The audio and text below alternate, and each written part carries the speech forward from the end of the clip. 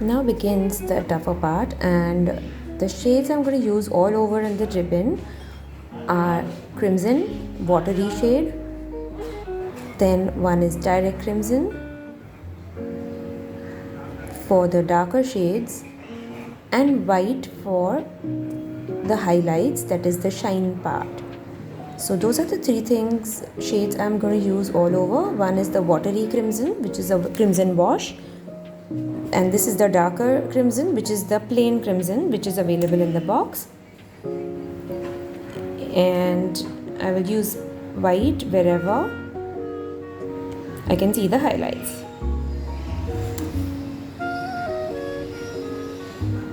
So I'm going to do it like a free process, as I can see in the reference image. I'm going to take the shapes and stuff as exactly as I see, and we have not drawn it with pencil, so it gets a little tricky. Now my base color is too wet over here, so I'm making sure that I'm not using too much water when I'm taking the plain crimson, the darker one, and lightly blending it with a moist brush.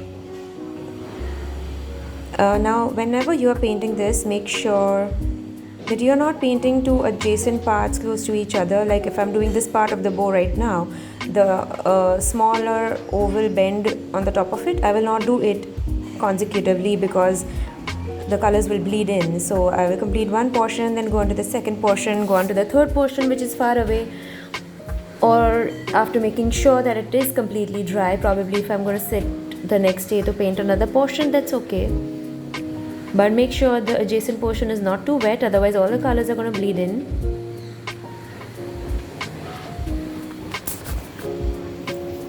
Similarly, moving on to the second loop.